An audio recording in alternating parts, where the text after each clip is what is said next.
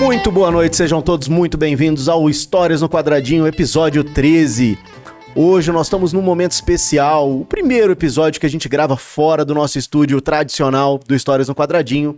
Hoje nós estamos falando diretamente da Unip, né, Universidade Paulista, e junto com uma plateia maravilhosa, plateia de arquitetura e decoração. Quero agradecer imensamente as pessoas que estão aqui e você que está em casa, por favor, recline sobre esse sofá, empurre essa poltrona, estenda suas pernas sobre esse puff e relaxe na cadeira, tá? Aproveite cada momento porque essa história é maravilhosa e será um prazer contá-la para vocês. Tony, muito boa noite. Boa noite, né, Vitão? Então, muito contentes aqui, né, de estarmos fazendo o nosso primeiro Histórias no Quadradinho fora do nosso local de origem, né? É muito prazeroso estar aqui na Unip, Universidade Paulista. E para quem não sabe, né, eu sou paulistano e eu conheço a Unip há muito tempo, desde quando não era Unip, né? E só en passant, né, eu gosto sempre de falar o que é o Histórias no Quadradinho, né? Então nós iniciamos o Histórias no Quadradinho trazendo profissionais do ramo de arquitetura, decoração, design de interiores, engenheiros, né? E devemos trazer também empresários, né, do ramo da construção civil para vir até aqui, né, Vitor? Sentar e contar a sua história de vida, a sua trajetória, o que a pessoa fez até agora, e vai ser muito especial. Hoje temos uma convidada muito bacana, e espero que vocês aproveitem bastante. Então vamos lá, Tony, sem mais delongas, com vocês, Cris. E aí, Cris? Como é que você tá? Tudo bem? Cris Altran? Tudo jóia. Cris, quem é você? É um conjunto de histórias, né, que fazem a formação de uma pessoa. Uhum. Então, meu nome é Cristine, né, Cristine da Silva Altran. Nasci aqui em Brasília, né, me formei em arquitetura em 97, então já tem um tempinho, né? Uhum. Opa! Sou filha de uma pedagoga, né, e de um engenheiro mecânico que depois se tornou funcionário público, né, trabalhou no Banco do Brasil. E uma pessoa em formação, uma pessoa que vai mudando e que vai se transformando e que vai tentando ser melhor a cada dia. Uhum. Legal, Cris, legal demais. Cris, me conta uma história. Você nasceu em Brasília, que região, que lugar, da onde você veio, quem eram seus pais aí? Além, você já pegou e falou sobre a sua mãe e seu pai, um mecânico, né? Engenheiro mecânico e uma pedagoga. Me conta mais, então, como é que era essa relação familiar dentro de casa, quando você nasceu, quantos irmãos você tem? Bom, meus pais moravam no Rio de Janeiro, né? Então, correto. Eles vieram no início dos anos 70 para Brasília. Né? Meu pai veio transferido do Banco do Brasil para cá, né, para poder abrir agência e trabalhar aqui na parte do banco. E minha mãe ainda era professora, né, era normalista no Rio de Janeiro, veio para Brasília, né, com ele, e aí aqui ela foi para a UNB fazer pedagogia. Então, assim, a minha relação sempre foi muito próxima com meu pai, mais até do que com a minha mãe. Meu pai, por ser engenheiro mecânico, né, ele gostava, curtia carro e tudo, e eu era a companheira dele para essas exposições e tudo mais, e ele gostava de acompanhar as obras dos amigos, que eram engenheiros civis e tudo, e eu ia também na cola dele. Então, acho que a minha paixão pela arquitetura, pela obra construída, acho que começou a partir daí. Eu era pequenininha, devia ter, sei lá, 6 anos. Ele já começou a te influenciar. Sim, sim. E assim, era criança raiz, né? Não tinha tempo ruim. Ia pra obra.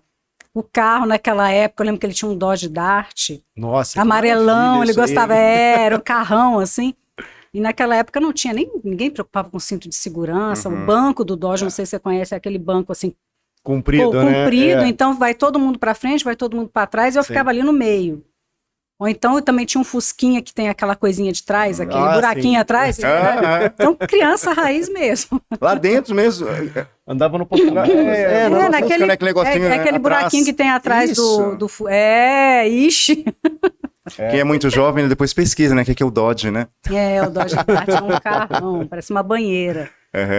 Né? E eu acho que, assim, a minha relação era muito próxima, eu não tenho irmãos, eu sou filha do segundo casamento do meu pai, Uhum. Eu tenho 4 irmãos, né, que moram no Rio, né, por parte de pai, mas parte de mãe, sou filha Só você. única, só eu.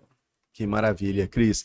E durante a sua infância, como é que eram seu lado com seu pai e com sua mãe? Afinal, filha única é mais fácil, mais difícil? Como é que dava essa relação?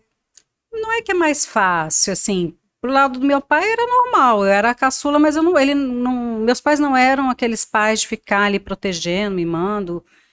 E assim, eu tive uma infância bem saudável eu morava na 303, que era a quadra do Banco do Brasil, né, uma das quadras, Sim. né, Uhum. de apartamentos funcionais. E ali a gente era solto, não era essa preocupação que tem hoje. Então, assim, eu gostava de brincar muito com os meninos, porque eu achava que as brincadeiras eram mais legais. Então, assim, era andar de bicicleta, era subir em árvore, era aprontar. Uhum. Então, eu tinha esse lado, assim, de criança, assim, de correr, de jogar bola, de jogar queimada e...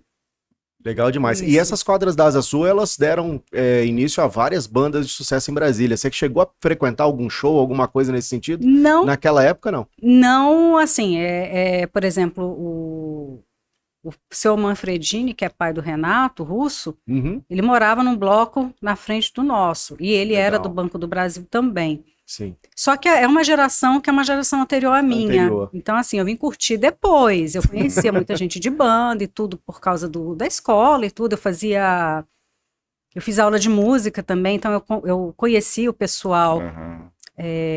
nessas aulas. Eu tocava saxofone. você Olha acredita? aí, tá vendo? Legal. Descobrindo mais uma curiosidade sobre a Cris. Tocava Bacana. sax. E aí, assim, tocava e tudo. Então a gente conhecia o pessoal do meio, ia pra banda, aí nessa juventude a gente namorava menino de banda e tudo. Então, assim, era curtição, mas assim, de viver mesmo essa época, por exemplo, do Legião Urbana e tudo, não, porque era uma geração anterior. Uma geração anterior. Mas eu lembro do meu pai contar e do Renato, às vezes, tá ali pela quadra e tudo, Aham. enfim.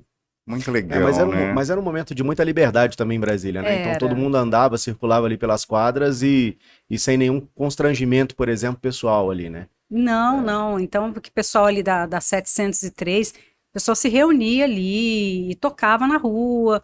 Não tinha essa coisa. A gente era realmente, né, mais... Bem Tinha mais livre, né? liberdade. Mais livre. Bem livre. sim. Eu sou de 82, mas a gente também curtiu muito luau, às vezes na Praça dos Três Poderes, essas coisas todas, porque Brasília tinha essa singularidade, né? As pessoas se juntavam em determinado local, pegavam um violão, já começava a tocar ali, às vezes rolava um vinho, alguma coisa, mas muito interessante. Na 8 também, onde tinha o É. galpãozinho, né, Aham. que hoje já tem outro nome, né? Agora está o Centro Cultural Renato Russo, né? Isso, exatamente. Mas antes era o Teatro Muito Galpão. Na 508, né? Na 508. Então tem a praça logo ali, na Uhum. 708, que o pessoal também se reunia para tocar e, enfim, para beber e fumar e essas coisas. Pra mim, na minha cidade só chegavam as músicas, né? Então eu acho legal ver um dia desse tá passando acho que era o Eixão, né? E ouvindo o Renato Russo no carro, né? Falei, caramba, que legal, né? Como deve ter sido bacana essa época, né? Sim. Então eu peguei, assim, a época do meu irmão mais velho, meu irmão mais novo e o mais velho que moravam com a gente. Então acho que eles estavam mais por dentro disso. Estavam mais nessa linha, né? Legal. E como foi crescer em Brasília no berço da arquitetura brasileira? Porque, assim, era um momento único. Brasília estava em plena construção, não estou dizendo, por exemplo, da época, mas quando você olha para os monumentos, quem vive Brasília respira arquitetura, né? E como foi passar essa juventude? Porque você falou, por exemplo, que quando você era mais jovem, seu pai já tinha esse contato, você já tinha esse contato com obra, essa relação. Como foi crescer nesse mundo? Na verdade, assim, eu acho que pra gente que nasce aqui, cresce aqui e que, né, que tem esse contato com essa parte mais central da cidade no cotidiano, Uhum. acaba sendo uma coisa natural. Você olha, poxa, eu nasci aqui, então para mim passar por ali, olhar, eu achava aquilo tudo lindo. Uhum. Como meu filho mais novo acha, desde pequenininho, quando a gente passava perto da catedral, ele ficava olhando assim, maravilhado, mas se torna comum. Então o contraste se dá quando a gente sai daqui e vai para uma cidade tradicional, que aí Correto. você experimenta outras escalas de uma forma diferente, né? Então, acho que assim, para mim, era um olhar normal, né? Eu não tinha ainda essa coisa da arquitetura, de ter essa consciência, né? Enquanto a arquitetura como arte, tudo. A gente admirava, mas era uma coisa normal. E aí a gente vai aprender e vai ter um outro olhar a partir do momento que a gente começa a estudar e ver tudo como é que é por trás, o que significa a arquitetura em si. Sua primeira opção sempre foi arquitetura? Não. Conta um pouco mais pra gente. Já passei, não, quando eu gostava muito de animais, ainda gosto, né, mas eu, quando criança, queria ser veterinária, era a primeira opção.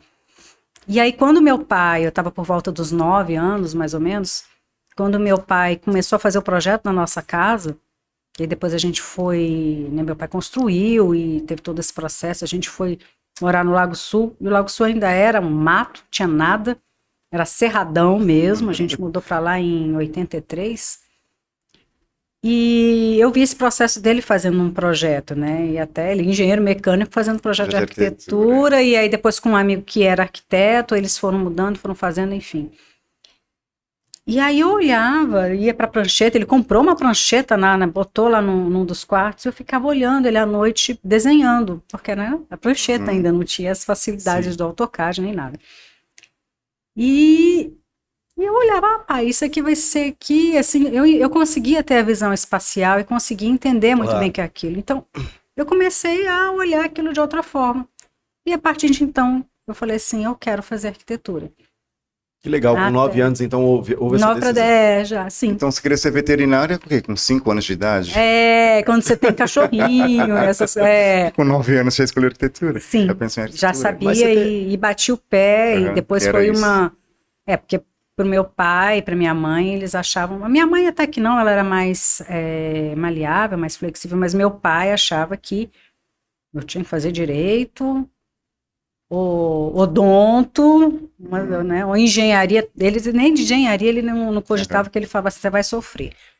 Mas era, né, direito era a primeira opção. E depois odonto, alguma coisa assim. E quando você decide fazer arquitetura, pelo menos assim, toma essa visão de que a arquitetura fazia parte da tua vida ali naquele momento. A reação dos seus pais foram positiva, negativa? Como foi isso? Minha mãe sempre me deu muita força, porque era assim, ela não, na época dela, ela não teve esse acesso, né, tão direto para o mundo que eles chamavam das artes, né? Ela queria ser atriz, mas meu avô super machista, super, né? Não deixou, disse que, né, trabalhar com teatro não era para uma moça de família. Então, a visão deles naquela época era essa. E aí ela teve vontade de fazer arquitetura, mas ela ficou insegura porque ela não sabia, cálculo, vai ter tanta coisa, eu não sei se, né? E aí foi pelo caminho dela, né, de pedagogia. E meu pai falou assim, você vai morrer de fome. Sério? Você não sei o quê. Ele não apoiou de jeito nenhum, e assim, aqui na época era só a Universidade de Brasília que tinha um curso, né? Sim. Eu cogitei talvez ir para fora, mas ele falou assim, se você passar em outra, eu não vou te ajudar. Então, assim, ele já cortou as asinhas ali. Aqui, ponto final. Eu falei assim, então tem que ser aqui. Então, se for aqui, tá certo. Então vai ser aqui. Mas eu vou fazer arquitetura. Que legal. E aí ele não foi, mas aí depois que a gente passa e tudo, que ele vê o entusiasmo, assim, ele foi aceitando. Mas meu pai sempre foi bem durão. Mas vem cá, você, na sua juventude, você foi uma menina mais comedida ou um pouco mais arteira? Eu era arteira por trás dos panos, ninguém não sabia. Não, eu assim, eu sempre fui certinho e tudo, mas de vez em quando eu aprontava, né? Mas eles é que agora lá estão sabendo onde é que eles estejam no céu. Eles estão sabendo agora que eu aprontava de vez em quando, mas sempre tive responsabilidade. Era um aprontar com responsabilidade. Era um aprontar com responsabilidade. Faz parte do crescimento, da maturidade, né, da pessoa. Tem que ter isso. Tem que ter, e é melhor que eles não saibam, porque aí sofrem menos, né? E seus pais chegaram a te ver formada? Sim. E como é que foi isso para eles? Assim, porque, assim, na maioria das pessoas, a graduação, ela é uma conquista, né? Então, para os pais, para a família, sempre olha com o lado do tipo, beleza, ele conquistou esse estágio da vida. Para você, como é que foi? Como é que foi a relação com seus pais nesse sentido? Eles ficaram muito felizes, assim, porque assim, meu pai, da parte dos meus irmãos, eu não sei, eu acho que um ou dois se formaram, os outros não quiseram seguir uma carreira, assim, de ensino superior nem nada. Um era surfista, a outra era hippie, então, assim, uma você que é bióloga, a outra eu acho que é economista ou administradora. Eu não tenho muito contato com eles. Correto. Mas para o meu pai, assim, acho que foi, apesar dele ter sido contra no início, acho que foi uma vitória. Assim, para minha mãe também, porque assim, por parte da minha mãe, a minha família é uma família que é muito antiga. Então, assim, quando eu falo antiga, é antiga mesmo. Meus pais já casaram tarde, né? Meu pai já, quando eu nasci, meu pai estava com uns 40 anos, minha mãe estava com uns 36. E meu pai era um filho temporão. Minha avó já teve ele com quase 50 anos, né? Nossa. E a minha mãe também já nasceu mais tarde. E aí, o que acontece? Meus avós, poxa, minha avó é de 1905, meu avô é do início do século passado. Correto. Eram pessoas que não tinham tanto acesso, né? Apesar por exemplo, meu avô, ele veio de uma família de comerciantes que tinha até... Qual a origem deles? Eles são do Rio de Janeiro. Tá. Da parte de mãe, né? Meus avós maternos. Correto. Meu avô, na verdade. Então, assim, ele era família portuguesa e tudo que era do comércio e tudo mais. Eu vou contar por partes. Fique à vontade. Tá? E aí, o meu avô tinha outros irmãos e irmãs, né? Eram famílias grandes. O pai faleceu e ela casou com uma outra pessoa, minha avó, minha bisavó. E aí, a primeira atitude que o marido dela fez foi colocar os filhos homens no colégio interno. Ele não queria saber de homem ali na casa, né? Deixou só as moças. E acho que para evitar algum conflito e tudo, porque os rapazes já estavam, assim, já eram, né, adolescentes e tudo mais. E aí meu avô não aguentou. Então, um pouco depois ele fugiu de casa e foi viver a vida dele, nunca mais apareceu. Acho que ele foi retornar a ver a mãe muito tempo depois. Então, toda essa família abastada que ele tinha por trás, que ele poderia ter tido um estudo, usufruído, ele abriu mão e foi seguir a vida dele. Correto. E minha avó, a gente não sabe muito bem da origem dela, porque nem ela conheceu os pais. Então, ela foi criada por uma madrinha, né? A gente sabe que ela é do Amazonas e ela tem todo um jeitinho de índia, assim, né? De cor de pele, o cabelo muito liso, escorrido, pequenininha, assim. E aí a nossa família, assim, a gente conversava cogitando, minha mãe, os irmãos, que achava que ela foi pega no laço, aquele que falava, né, de Índia. Nossa. Que pegava a criança... Sim, até por conta da época, né? Da época, exatamente. E ia criar como uma cria da casa, como uma babá, como uma empregada, enfim. Ela morou um tempo com essa família, foi morar na Itália, voltou para o Brasil e sempre nessa coisa, assim, de estar ali acompanhando a família. Então, assim, é uma pessoa que aprendeu a escrever só o nome dela. Então, realmente não teve esse acesso. E naquela época as mulheres também não tinham tanto acesso assim. Sim. E aí, acho que até por isso minha mãe, ela foi um pouco fora da curva, porque ela sempre quis ser uma pessoa independente. Uma pessoa de acesso. De acesso, quis estudar, né? Então, ela fez e se esforçou e foi atrás, e depois aqui também. Então, essa é a parte da minha família, né, dos meus avós, por parte de mãe. De mãe. Por parte de pai, minha família... Estava até fazendo a árvore genealógica esses dias. Não, você estava falando assim com uma propriedade tão grande, né? Com tanto detalhe, não é? Não, bacana saber assim, gente, não é? porque eu acho que assim, nós somos parte de, assim, Sim, o que está claro. dentro da gente vem dos nossos familiares, né? Vem de tudo. Eu acho que a gente carrega tudo isso de uma forma, e até a epigenética fala sobre isso. Então, o que a nossa família, os nossos antepassados passam, vem pra gente também. Então, eu acho que é importante saber das raízes, saber de onde você vem, para você nunca esquecer aquilo, né? Então, assim, eu sou muito grata por ter tudo que eu tive, meus pais terem me dado condições, e porque A minha avó, por exemplo, não teve, Não. né? Então, assim, eu tenho que ser grata, eu não tenho vergonha disso, né? Eu tenho orgulho de que ela foi a pessoa que estava ali, que conseguiu criar minha mãe bem, né? E conseguiu encaminhar minha mãe para um futuro melhor do que ela mesma teve. Então, eu A sua acho mãe foi a importante. única filha mulher ou ela teve outros? Não, eu tinha uma tia e tem um tio vivo. A minha tia também faleceu e meu tio tá vivo, mas já tá velhinho. Aqui em Brasília? Não, no Rio. No Rio. Eles moram no Tudo Rio. no Rio, né? Tá todo mundo no Rio. E por parte de pai, é uma família mais antiga ainda. Minha avó é de eu tava vendo lá a certidão dela, 1892, Olha só. do século retrasado. Exatamente. E o meu avô também, 1891, uma coisa assim. Então, Que massa. todo mundo muito já, né? Eu até estou tentando recuperar essa história porque eu acho importante também saber, né? Claro.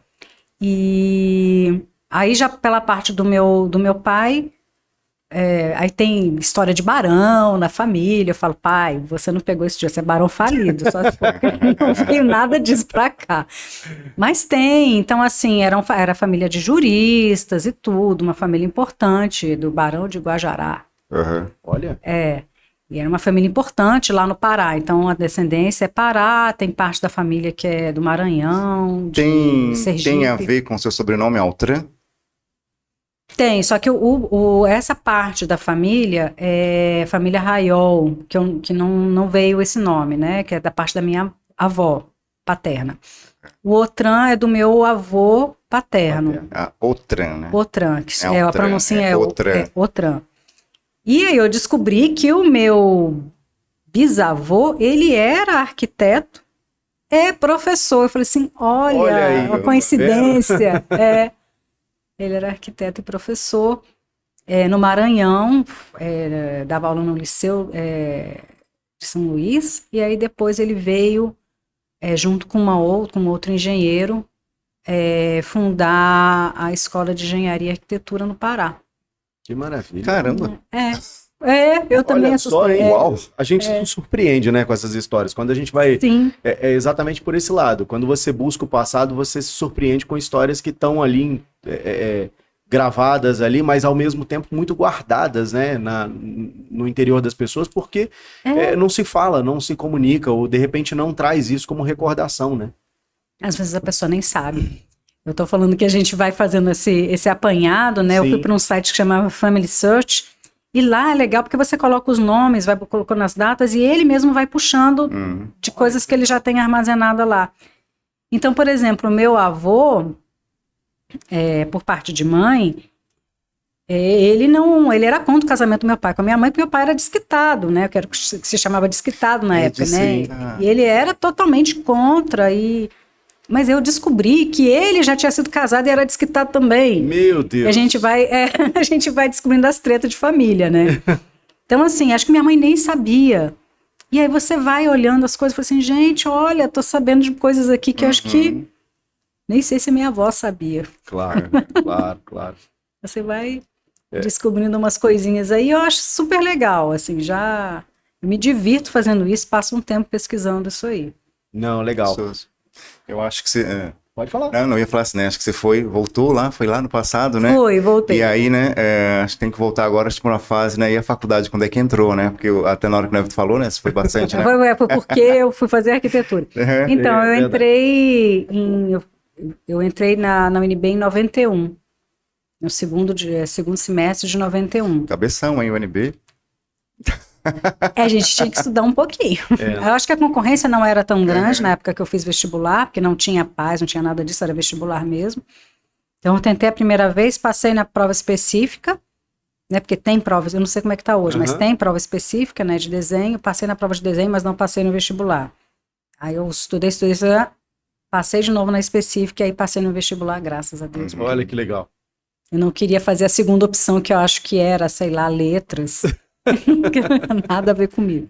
Então, e quando você decidiu, porque assim, você entrou nessa área de arquitetura, se formou em arquitetura, e como foi a partir dali, Cris? Você chegou a exercer essa área de arquitetura na tua vida? Como é que foi? Sim, eu formei em 97, né? Em 97 foi o ano que eu me formei, que meu primeiro filho nasceu, eu casei bem nova, casei em 96, Olha que então antes de coisa. formar eu estava casada. E eu já abri escritório logo de cara. Só que assim, há uma dificuldade, porque a gente na faculdade, a gente não tem uma orientação quanto ao que vai ser depois, o que é abrir um escritório de arquitetura, né? Então, assim, os empregos públicos na área são escassos, geralmente quando você vai fazer concurso é uma vaga e tudo, então eu nunca cogitei em fazer concurso. Não era o meu perfil. Correto. E aí eu comecei a colocar anúncio, antes a gente colocava anúncio, tipo no Correio Brasiliense, não tem o que a gente tem agora, né? Aham. E Páginas assim, amarelas, né? tipo isso. Então, assim, eu conheci pessoas bacanas e uma dessas que realmente me deu um impulso, que é o Mário Lúcio. Ele era corretor de imóveis, ele era representante de várias pessoas do Itamaraty, então ele tinha, assim, os imóveis dessas pessoas para cuidar.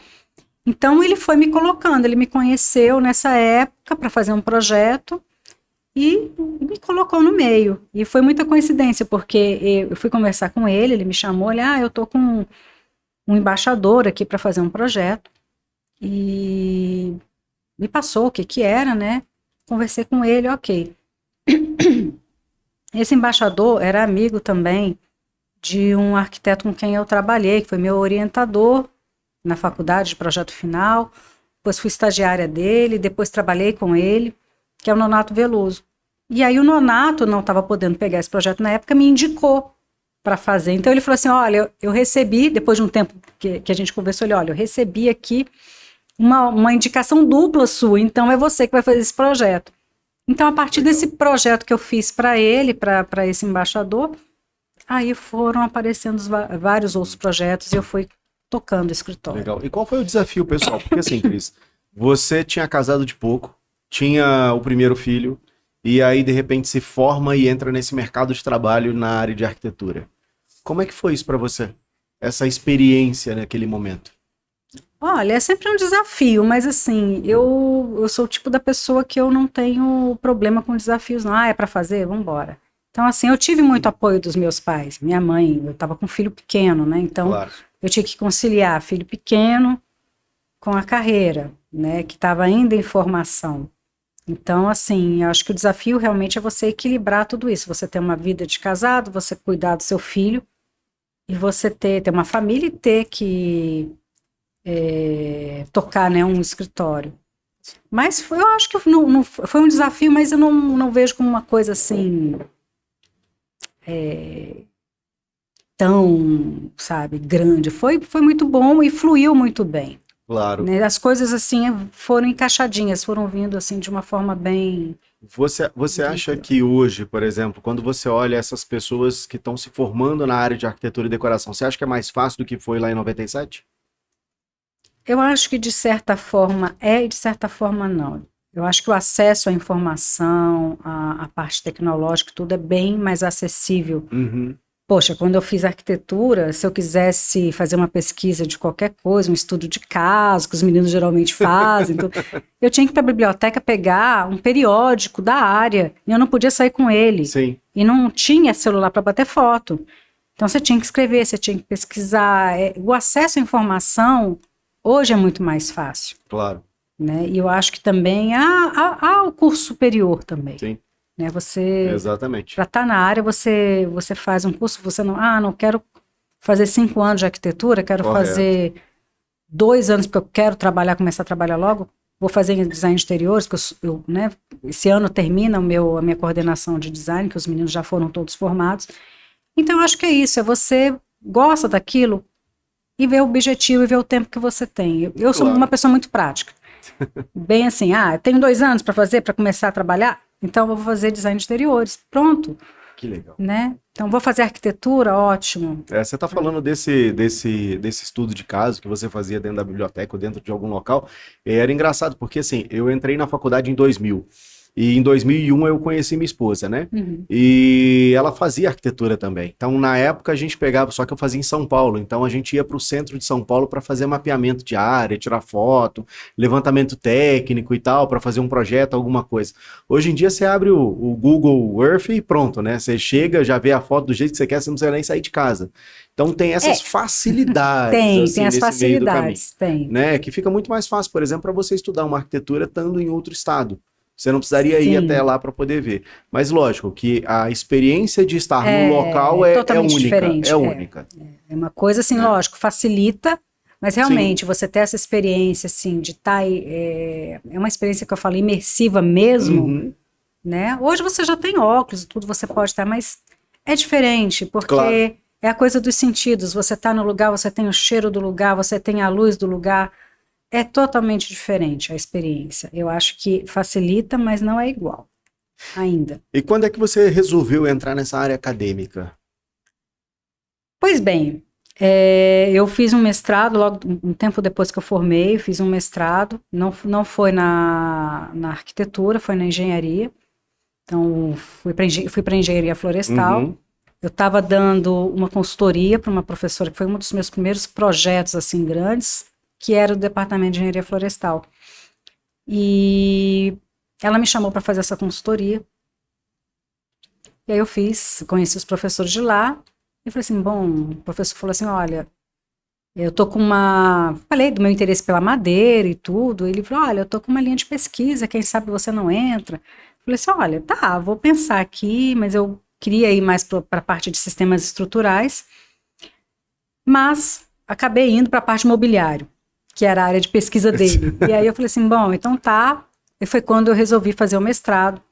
E aí minha primeira experiência mesmo de sala de aula foi enquanto eu estava fazendo o mestrado, porque você tem essa parte prática Sim, claro. de dar as aulas, né? Uhum. E aí posteriormente, sempre quis dar aula, mas nunca tinha tido coragem, porque, poxa, eu tive professores assim que trabalharam, né, com o Lelé, com o Oscar Niemeyer, eu tinha professores assim maravilhosos. Eu falei assim, gente, eu não tô à altura né? dessas pessoas, como é assim, eu não tenho segurança para dar uma aula de projeto, né, no estado que eu estava, ali naquele ainda estágio de conhecimento, porque, poxa, olha os professores que eu tive, então sempre havia uma comparação, né, e hoje você vê que as pessoas estão bem novas, estão dando aula e acho que você sempre tem algo a ensinar, Claro. né, então hoje eu consigo olhar por esse ângulo.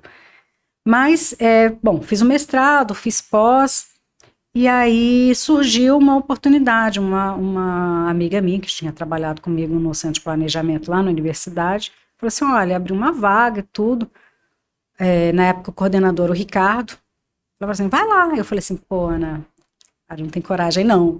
Ela, vai lá, não, conversa com ele. Eu falei assim, tá bom. Aí vim, conversei com ele, falei da experiência, não era o mestrado na arquitetura, mas eu tinha um acervo técnico de projetos muito grande, da época que eu trabalhei na UNB, e ele olhou assim, pô, tudo bem, então vou te contratar, mas você não vai entrar como professora de projeto, que é o que você está querendo, você vai entrar como professora de teoria e história. Aí eu falei assim, ai meu Deus, teoria e história, faz tempo que eu estudei isso. Mas aí veio essa oportunidade.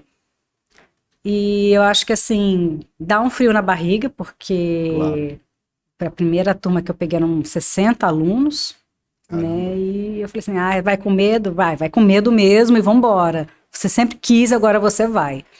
Então, foi isso que eu pensei. Então, foi a partir daí, foi em 96 isso. Legal demais. Legal demais. 96, 2006. 2006. 2006. Não, É. 2016. 96 você não estava formado Não, ainda. 2016. Não. Falar também um pouco com as pessoas que estão nos ouvindo, o motivo pelo qual a gente escolheu fazer esse trabalho hoje, o podcast, gravar esse podcast dentro da Unip, é exatamente por um pequeno detalhe. Nós estamos na Semana da Arquitetura, né, Cris? Sim. E aí, me fala um pouco mais sobre isso. Como é isso para os alunos, para os professores, para essa vida acadêmica? Como é que está isso? Esse é um momento que a gente tem para dar um momento de descontração dentro do semestre, né? Então, que a gente tenta envolver os professores, né? E os alunos para poder trocar experiências. Então, tem várias oficinas, geralmente, né? Tem palestras. Então, a gente faz esse momento, assim, que é um momento de integração, interação e troca de conhecimento com os alunos. E, ao mesmo tempo, no meio do semestre, dá uma relaxada, né? Dá uma respirada. Legal, legal. Aproveitando que a gente tem plateia aí, ó, a gente tá agora nesse meio do caminho. Alguém tem alguma pergunta a fazer aí pra Cris? Alguém gostaria de fazer uma pergunta para ela? Não, ninguém? Todo mundo tímido ainda? Aproveita, gente. Eu te passo o microfone.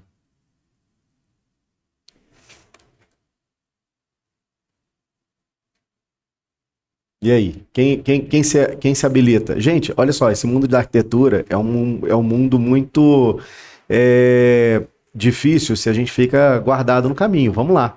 Eu, lá no fundo, lá. Ó. Por isso é uma pergunta. Professora Cris, eu queria perguntar para você... Seu nome primeiro. Meu nome é Gabriela. Oi, Gabriela. Eu queria perguntar para você se já está inserida numa sociedade que trabalha com alto padrão e tem uma vida melhor, né? Porque você falou da sua história, mesmo não tendo, assim, não sendo uma pessoa rica, mas você estava numa condição boa de, né? Comparada no Brasil, você tinha uma condição boa. Você acha que isso contribuiu para você conseguir ascender na profissão? E também você teve a questão que você teve indicações, né? Eu acho que isso também ajuda. O que você tem a dizer? Então, quando eu formei, eu abri escritório. Assim, tem indicação? Tem, gente, mas o caminho não é tão fácil assim, claro, né? Facilita muito.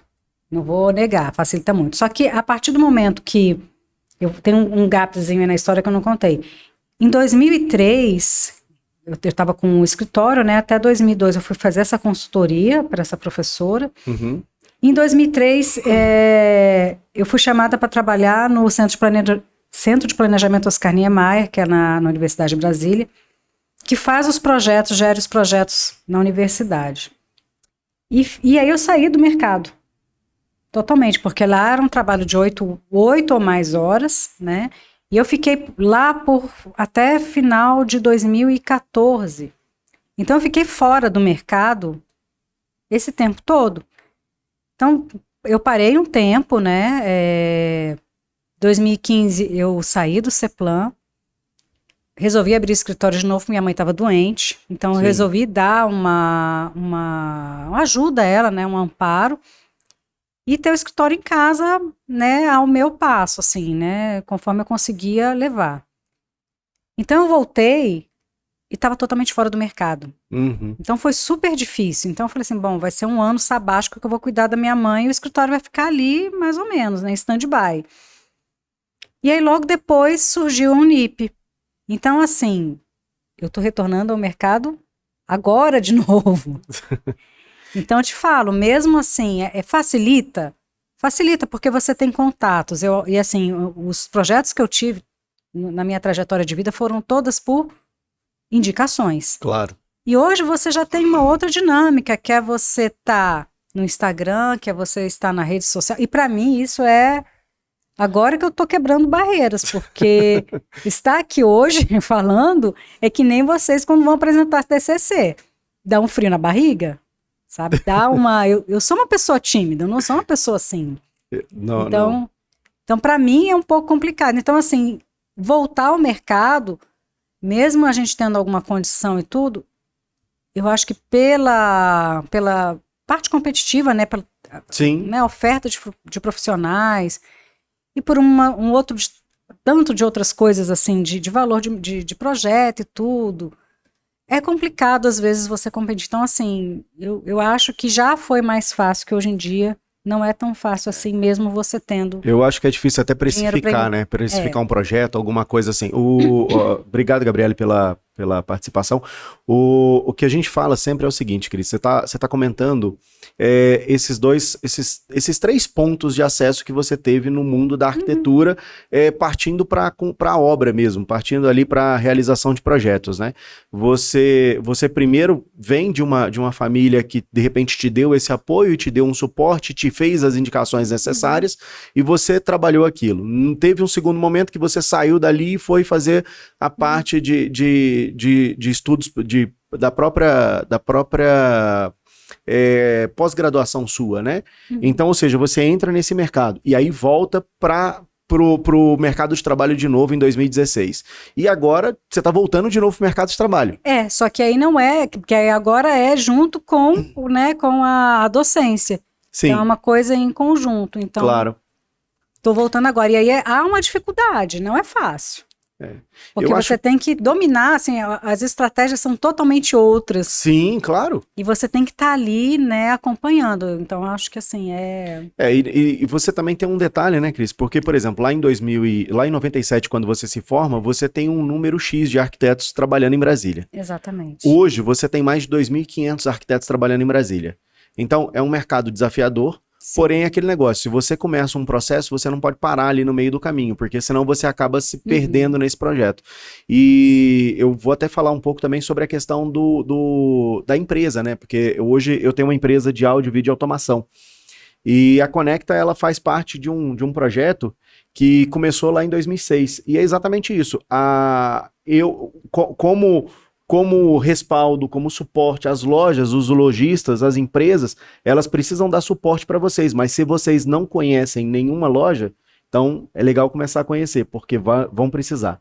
São parceiros. Né? São parceiros. E aí acaba que tem essa contrapartida, um indica o outro. Claro. E eu acho que assim, o importante é você ter parceria e ter conhecimento, né, ter os contatos. E eu sempre fui ruim disso. Porque nessa época que eu tinha escritório, teve um momento que eu estava junto com uma outra pessoa, que era a Ana Verônica, que era minha sócia, e eu falava assim, ela era super expansiva, assim, eu falei assim, Ana, você vai para os encontros, eu fico aqui na parte da tranqueira, que é o escritório, que é acompanhar a obra. Ali. Então eu te libero, vai, porque eu não tinha menor perfil para ir para coquetel, para essas coisas, eu não tinha menor paciência, eu vou confessar. Então, ela que ia no meu lugar, assim, a gente não ia junto, falou assim, vai que eu fico aqui atrás nos bastidores fazendo as coisas. Legal. E você contou também que lá em 2016 você voltou para o mercado de trabalho, abriu um novo escritório, abriu o escritório da Cris Altran, porque você tinha essa relação com a tua mãe, você queria estar mais próximo dela. Isso. Conta um pouco mais desse período que você passou mais próximo da sua mãe. Então, assim, eu saí do CEPLAN, Centro de Planejamento, né? Tinha uma bagagem bem grande, mas lá eram projetos institucionais. Correto. Quando você volta para o mercado, você não vai pegar esse tipo de projeto logo de cara. Claro. Né? Você vai pegar interiores, arquitetura comercial ou residencial. E, enfim, falei assim, bom, vou abrir e aí investi, né? Coloquei nome, contratei uma empresa de design para fazer a logomarca e tudo. Mas, ao mesmo tempo, eu não tinha tanto tempo disponível, porque minha mãe estava com Alzheimer. Então, ela demandava muito. Ela ainda não estava no estágio muito avançado, mas ela demandava muito de mim. Claro. Né? E aí, o que acontece? Chega uma hora que só tinha eu para cuidar dela, né? Meu pai já estava falecido e não tem irmãos, então eu falei assim, bom, eu que tenho que dar o suporte, não tem jeito. Só que tem uma hora que você não dá mais conta. E aí eu falei assim, bom, vou colocar ela no lugar, porque aonde eu morava, várias vezes eu precisei que viesse a ambulância, era longe. Passei muito perrengue com isso. Você continuava morando no Lago Sul? Não, eu morava no Jardim Botânico. Tá. E aí, passei muito perrengue, porque eu morava no condomínio, a casa era longe, até a UTI chegar, a UTI Vida chegar e tudo, era um sacrifício. Eu falei assim, eu não tenho mais condição emocional de quase toda vez, 2, 3 vezes, perder minha mãe. Claro. Né? Falei assim, bom, eu vou botar ela num local e vou mudar para perto dela. Então, ela foi para um lar de idosos, lá no Sudoeste, e aí eu peguei, vendi todas as coisas da minha casa era grande, era a época que eu tinha recém-separado, né, mas estava casada, meus filhos todos comigo, minha mãe morando comigo, então tinha um contexto para eu ter tudo aquilo. E eu falei assim, eu não preciso mais disso, não faz mais parte do meu contexto de vida, Claro. ter isso tudo. Então eu peguei, aluguei a casa, vendi praticamente tudo e fui para um apartamento pequenininho, só eu e meu filho mais velho estava com o pai, e fui para um apartamento pequenininho para morar, assim, tipo a 100 metros dela, para poder estar sempre com ela ali, Correto. né, dando suporte. E foi um momento da minha vida que realmente foi assim, foi uma transformação, porque Claro. você abrir mão de muitas coisas não é um processo fácil, Não. mas tinha um motivo e era um bom motivo para eu poder estar perto dela. E aí, quer dizer, o escritório ficou de lado, logo depois veio a Unip, e aí realmente o escritório mais uma vez ficou parado, e aí eu parei mesmo e me dediquei à docência. Claro. E como foi essa sensação? Porque assim, você sai, deixa sua mãe numa casa de idosos, e aí você precisa voltar a trabalhar, não tem como. Porque nesse momento você já estava divorciada, Uhum, um filho morando com você ainda, sim, e aí de repente você tem essa necessidade de voltar para o mercado de trabalho. Só que nesse meio do processo, a sua mãe vem a falecer. foi. E aí? Bom, mudei, né? E assim, a vida vai te encaminhando. Você, né, tem que Claro. ter decisões e abre mão de umas coisas para ter outras, né? Então, abri mão de ter uma casa grande e tudo mais para poder ficar perto dela e realmente fazer sentido resumir a minha vida em algo menor. Fiquei com ela, né, até ela faleceu na pandemia, em 2020, né? Então, fiquei me dedicando a ela, de estar com ela. Foi uma decisão difícil colocar ela nesse lugar, Claro. apesar de ter todo o apoio. Eu falei assim, gente, mas eu não dou conta. Uhum. Você ter cuidador, tem hora que você tem hora que a pessoa não vai. E ao mesmo tempo eu tenho um filho pequeno, tem que trabalhar, como que eu faço? E lá tinha assistência 24 horas, qualquer coisa que ela tivesse, Claro. já estava lá, qualquer coisa corria para o hospital que estava mais perto. Mas foi difícil, não é fácil, mas era uma coisa que para mim, em termos de saúde emocional também, eu precisava, porque afinal de contas eu tinha um filho para criar. E aí foi isso, né? Ela em 2020 ela veio a falecer, né? Na época da pandemia, foi um momento muito muito carregado, acho que para todo mundo, né? Claro. De você se isolar, de você perder pessoas próximas ou adoecer, ou ficar com medo de adoecer. E para mim marcou muito, porque assim, uma coisa é você estar acompanhando seus pais, né? Ou sua mãe ali, e poder se despedir. Né? Na pandemia a gente não teve isso, então nesse período eu falava com ela de longe, falava por vídeo, ela já não me reconhecia, porque Oh, meu Deus. quando você está perto, a pessoa já, né, no estágio mais avançado quase não te reconhece, imagina no vídeo, ela nem sabia Nem mais o que sabia. era aquilo, eu que É. a via mesmo, né, e foi muito difícil porque não teve uma despedida, um abraço, pegar na mão, não teve nada disso, então foi difícil, né? Não Claro. foi fácil, mas eu acho que assim, é uma luta diária e a gente segue em frente, né? É isso aí. E é uma série de coisas, depois disso, depois de perder minha mãe. Pois é, nos últimos 3 anos você passou por uma série de percalços aí ao longo do caminho. Foi. Acho que a vida testando, na verdade, os seus limites, né? E pelo visto você passou por todos eles com sabedoria, e, lógico, com muito progresso, inclusive, com relação a isso. Mas, vamos lá, conta mais pra mim. Não, e aí, bom, 2021 eu já estava, as atividades assim de hospital, então já estavam voltando a normalizar, né? Já estava saindo Sim. da pandemia. Aí você vai começar a fazer os check-ups, né, para poder, né, ver que está tudo bem, e exame de rotina, e num desses exames de rotina, o médico está lá fazendo ecografia, olha assim, tem uma coisa aqui que não está, Que não deveria estar. tá no lugar errado, não tinha que estar aqui. Eu falei assim, bom, ele não quis né, criar muito alarde, mas já criou, né, falei assim, olha, eu acho que você tem que pedir para sua médica para fazer uma tomografia, porque tem algo aqui que não está legal. Isso era véspera do aniversário do meu filho, mais novo. E eu estava arrumando o aniversário, minha cabeça ficou assim, sabe quando você fica aéreo, né? Sempre, acaba pensando pior, né? E falei com a minha médica, assim, o aniversário dele era dia 9, passou pelo aniversário dele dia 10, eu falei com a minha médica, olha, eu preciso de fazer um exame urgente, ela já mandou tudo, já marquei o exame, só que não era um exame totalmente conclusivo, tinha algo errado, né, no meu ovário, Uhum. e, enfim, tinha que me mandar para um outro médico especialista. Fui para o médico especialista, ele falou assim, olha, a princípio não dá para a gente saber direito o que que é isso. Só que você vai ter que operar, né? Porque seu ovário tá enorme, tá? Não sei quantas vezes maior do que o tamanho normal, tava tipo com 10 centímetros. E eu não sentia nada. Nada, nada, nada, Coisa. nada. Foi um susto mesmo. E aí marquei, tive que operar, marquei a operação. Ele falou assim: na operação a gente faz as biópsias do que precisa para saber se é um câncer ou não. E vambora. E é isso, né? E aí operei, fiquei esperando o resultado. O resultado saiu na véspera do Natal. Teve esse tempo todo para sair, não. Saiu na Que véspera do isso. Natal. Eu falo que minha vida vem as coisas assim aos montes, assim, né? E aí deu uma malignidade, né? Então, assim, meu Natal foi um Natal péssimo, porque a gente não sabe, você começa, né, a pensar, cara, o que que vai ser da minha vida? Eu tenho um filho pequeno, como é que vai ser? Qual a idade do seu filho nessa época? Ele estava com 10 anos, né? Então, o pai dele não está aqui, o pai dele mora em outro país, e aí? Como é que vai ser isso, né? O médico falou assim, olha, já, isso, e véspera de Natal, dia 24, olha, você, na segunda-feira, Natal acho que era de sexta para sábado, na segunda-feira você já tem consulta com a oncologista para ver os procedimentos.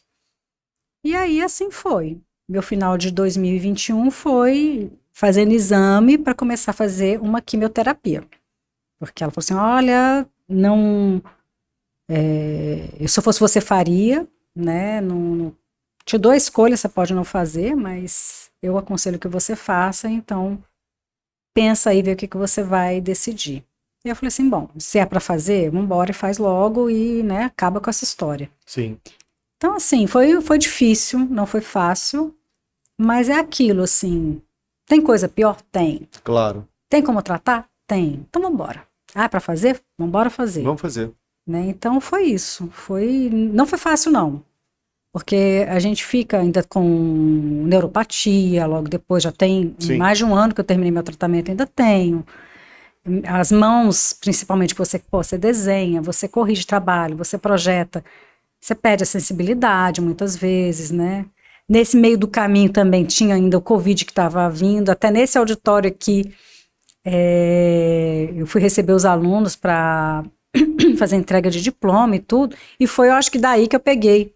Fazendo o tratamento de quimioterapia, eu não ia, eu conversei com a médica, porque a gente fica, né, não quero perder cabelo, como é que vai ser e tudo, né, ela falou assim, não, esse tratamento que você vai fazer, ele é forte, mas ele só afina o cabelo, você não perde. Oh, meu Deus. Ok. Fiz o tratamento, fiz a segunda rodada de químio, tava com a garganta meio coçando, assim, tudo. Falei assim, acho que é do medicamento, né? Falei com ela, não, pode fazer. Deu um febrão, fiz numa segunda-feira. Fiz de manhã, à tarde, deu um febrão, assim, de quase 40 graus, de repente. Ok, descobri que era Covid, né? Fiquei monitorando para ver se não ia dar nenhuma outra coisa, não tive nada, graças a Deus, estava vacinado e tudo. E aí...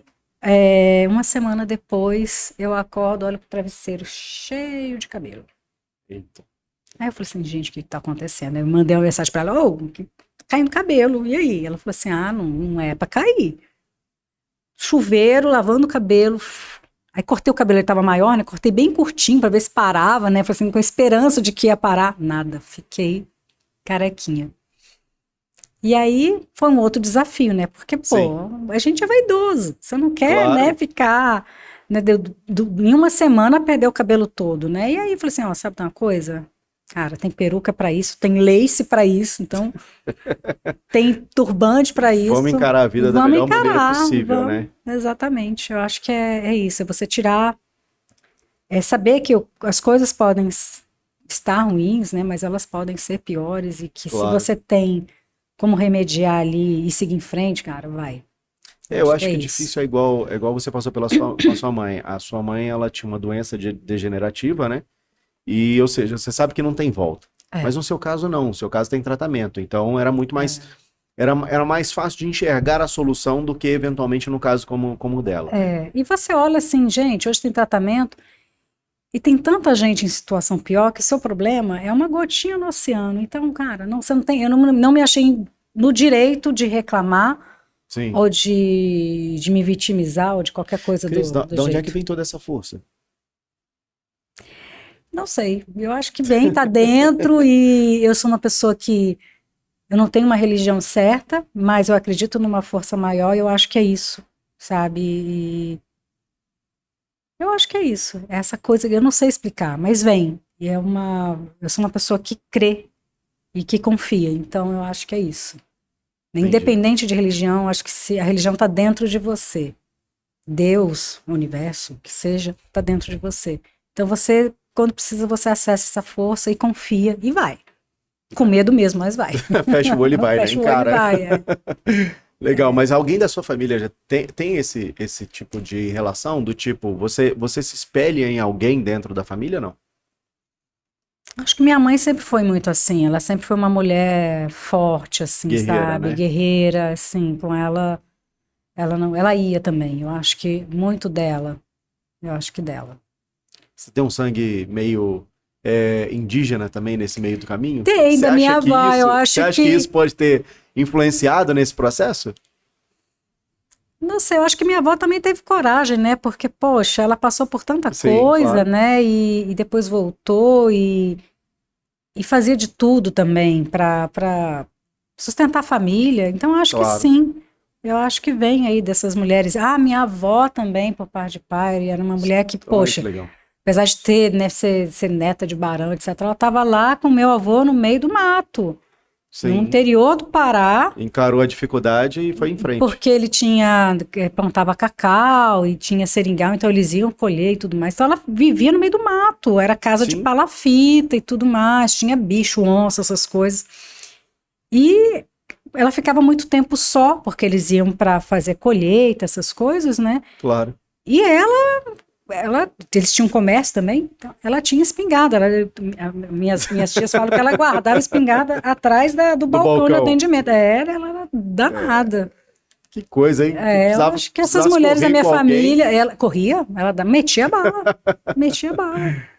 Isso é bom. Era corajosa. Ô Cris, quando você entrou só voltando um pouquinho, quando você escolheu a questão da arquitetura, que você começou a cursar arquitetura, quem eram suas inspirações, além dos professores que você tinha ali naquela época, né?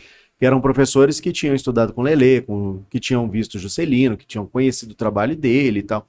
Quais eram suas inspirações? A gente tem muitas, né? Assim, você vai fazendo os estudos de casa, vai estudando algumas obras, desde o Mies van der Rohe até o Le Corbusier, o próprio Lúcio Costa como urbanista, né? A FAU, ela tem essa essência modernista ali, né? Do Oscar e tudo que foi, professor de lá e tudo. Então, assim, acaba que você incorpora essas referências. Uhum. Mas tem vários outros profissionais e, enfim, o Lelé, que eu acho excepcional, a arquitetura dele, além de ser bonita, ela é funcional, ela tem a questão bioclimática, uma dos poucos arquitetos que tinha esse olhar já do que a gente chama de neuroarquitetura, Sim. numa época que não se falava Nem nisso. sabia o que era isso, né? De ter um hospital humanizado. Então, assim, é uma grande referência também.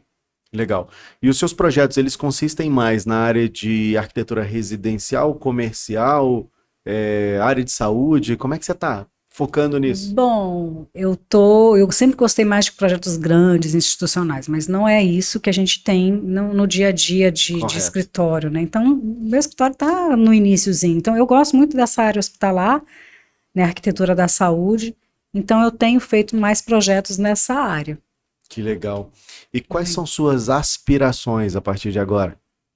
Bom, agora o escritório voltou e agora tem CNPJ, tem tudo. Agora ele novo vai. desafio pela frente? É um novo desafio.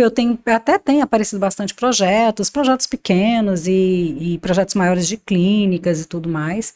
Eu acho que é isso, é a coisa. Eu não sou uma pessoa que. Essa minha aspiração, quero ser famosa e tudo. Não, eu sou muito tranquila, não é o meu perfil de pessoa.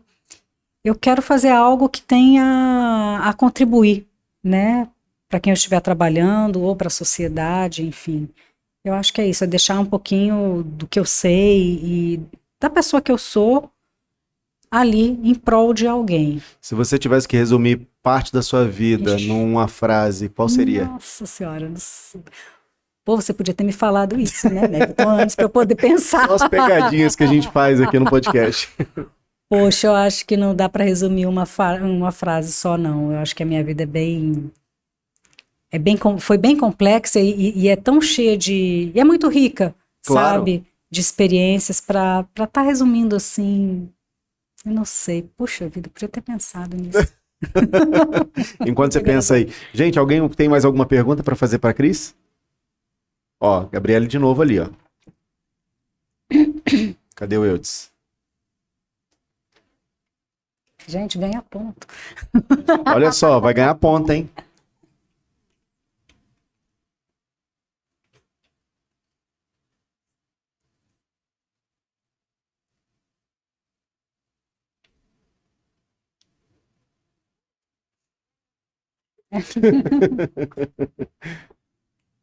O povo tem medo da câmera, né? Você vê, você tá E do aqui em microfone. Você tá aqui em cima, sentindo frio na barriga para contar a sua história, né? É que eu sou blogueira. Eu sou blogueira, é ótimo. Faz a propaganda do canal logo. Gabriela, Gabriela. isso. A senhora trabalha com arquitetura hospitalar, certo? Eu acredito que seja muito específico, né? E qual é o maior desafio e a diferença entre a arquitetura hospitalar ou a arquitetura residencial, por exemplo, ou comercial no geral? Porque assim, a hospitalar ela tem as suas necessidades específicas, né? Eu acredito. Sim, então.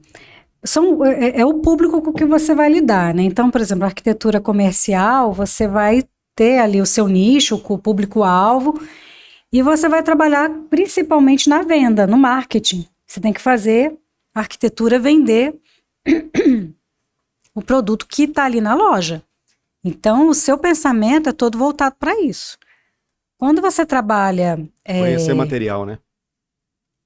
E assim, estratégias de marketing mesmo, Uhum. do que a gente chama de neuromarketing. Saber como é que as coisas, como é que o ser humano funciona. Para tudo você tem que saber, mas na parte específica do varejo, é saber o que vai causar aquela coisinha nele para que ele compre. Como é que eu vou causar aquilo ali? Sim. Porque aquilo ali, gente, é química pura. São reação que você tem do seu corpo dentro do ambiente que vai te gerar expectativa, compensação e vai te gerar aí um disparo de dopamina no cérebro que vai te fazer comprar. Então você tem que saber como é que você faz para despertar isso dentro daquelas pessoas que vão entrar naquela loja. Quando você fala da arquitetura hospitalar, primeira coisa, você tem uma série de normas que você tem que seguir. Não só da parte de arquitetura, você tem projetos complementares, é multidisciplinar ao extremo e a um nível bem alto. Então, você tem que saber que tipo de ar-condicionado que vai ser, se ele vai ter algum filtro especial, se tratando, por exemplo, de um centro cirúrgico. Isso aí é um equipamento grande, onde que você vai colocar aquilo? Como é que você vai fazer para a pessoa, para o paciente, estar se sentindo bem naquele lugar a partir do momento que ele, por exemplo, volta de uma anestesia, né? Como que é a iluminação? Qual o tipo de material que você vai usar para não contribuir, assim, por exemplo, não posso usar uma tinta forte. Claro. Né? Porque tem toda a questão ali dos fenóis, que pode, né, prejudicar a saúde.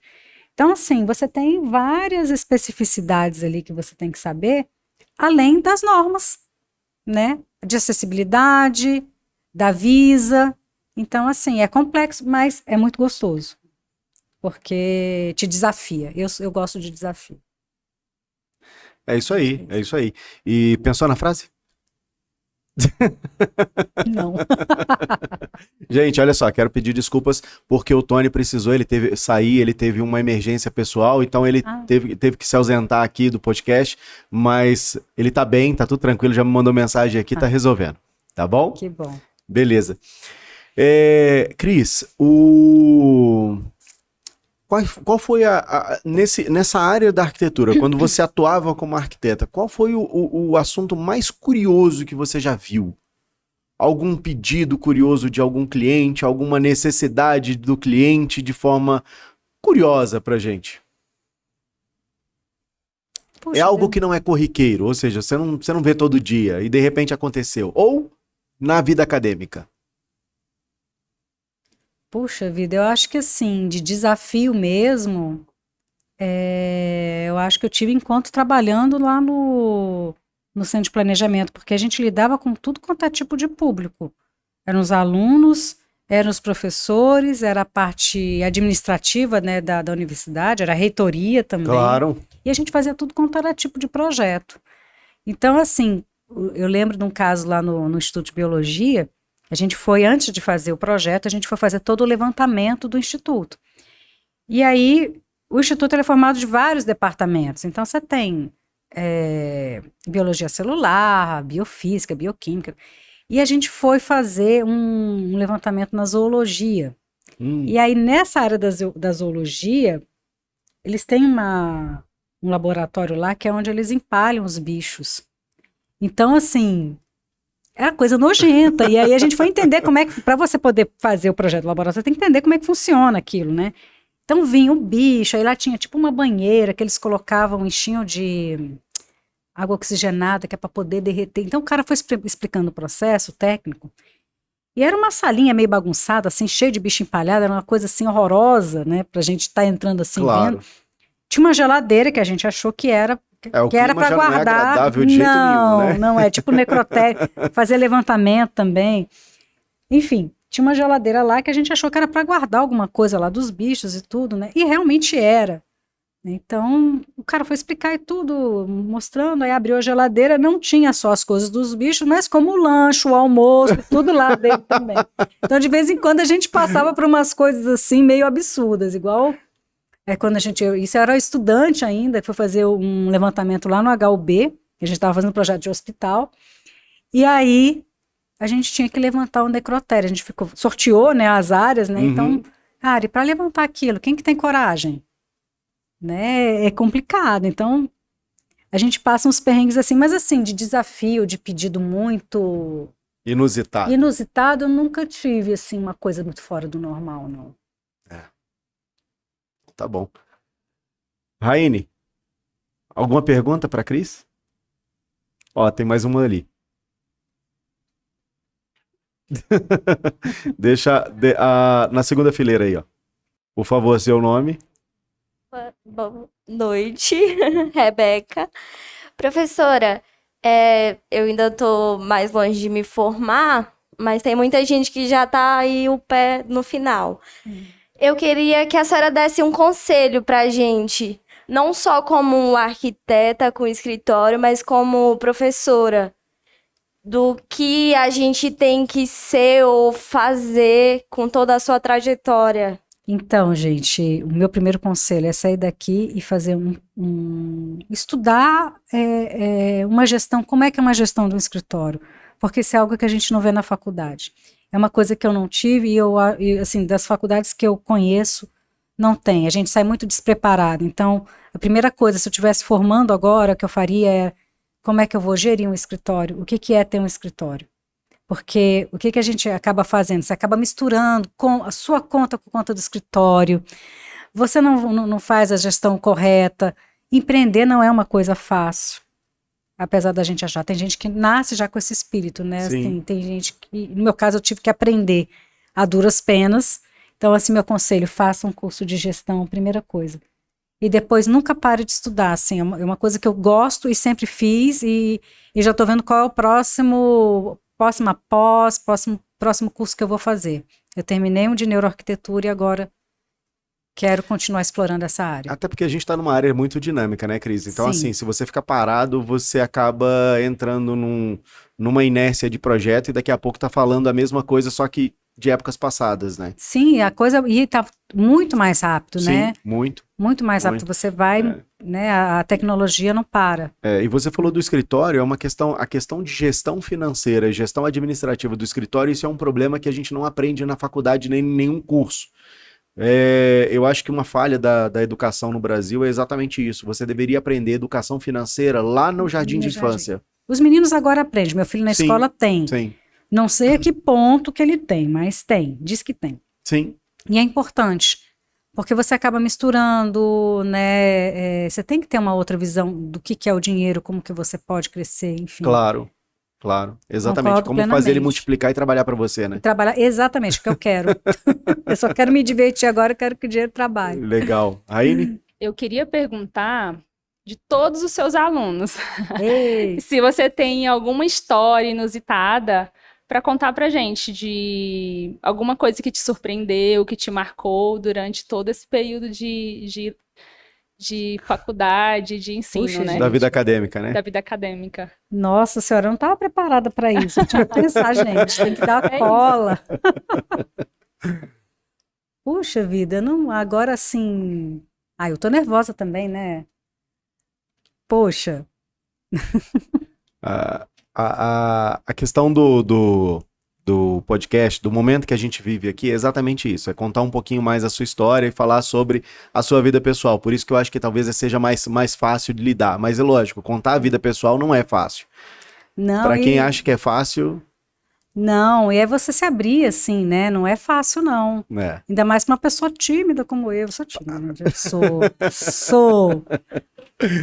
Eu não sou blogueirinha, que nem minhas alunas aí. Não sou. Tô aprendendo agora, gente. Não sou. Legal. Mas, poxa, Raine, vou ficar te devendo, viu? Vou pensar aqui, depois a gente conversa. Faz aquele Mas- bate-papo mais para frente. Mais pra frente. Mas, assim, o que me motiva, assim, a... Porque, assim, a carreira acadêmica, ela não é fácil, Não, né? Poxa, te exige um tempo de você preparar uma aula, de você dar aula, de você corrigir trabalho. E, assim, é duro. Assim, muitas vezes não é reconhecido com propriedade. Então, mas eu acho que, assim, o que me satisfaz e o que me deixa feliz pra caramba é olhar para um aluno meu que passou por mim, sei lá, 5 anos atrás, 4 anos atrás, e falar assim, cara, essa pessoa, eu dei aula para ela, e olha onde ela tá. Então, assim, eu acho que o que me motiva pra caramba e o que me deixa muito feliz é ver o sucesso desses meninos, sabe? Que claro. você fala assim, olha, a pessoa chegou em tal lugar, eu fiz parte daí, foi um pedacinho, assim, mas assim, eu fui professora daquela pessoa e eu acho que eu contribuí para a formação dela. Claro. Então, acho que isso aí é... Eu acho que isso serve tanto para a vida acadêmica quanto para a vida profissional na área de arquitetura, né? Porque você constrói casas, você está ali projetando o sonho, projetando projetos e trabalhando em cima disso, ou seja, você sabe que ali vai morar uma família, vai viver um momento, e é isso. Hoje, cada pedaço, cada detalhe da tua vida nessa área de arquitetura, e os alunos que hoje estão aqui acompanhando a gente, né, e profissionais também já formados, eles levam um pedaço dessa história sua para frente, né? Ou seja, e utilizam aquilo como exemplo, né? Eu acho que você é uma pessoa muito forte, uma pessoa de superação, uma mulher batalhadora, que tá aqui já exatamente se expondo, mostrando esse lado um pouco mais frágil também, porque acho que isso é importante para que as pessoas tornem aquilo conhecimento. Nunca esquecer do lado frágil, do sofrimento, da dor e das perdas que a gente tem ao longo do caminho, mas em especial utilizar isso de maneira positiva, utilizar para alavancar o nosso projeto, alavancar os nossos sonhos, buscar eles, não deixar de jeito nenhum eles perderem a essência, né, do que a gente é.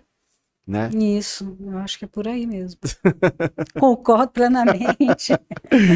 Cris, Eu quero agradecer em especial você por ter ficado esse tempo aqui conosco, contando parte da sua história.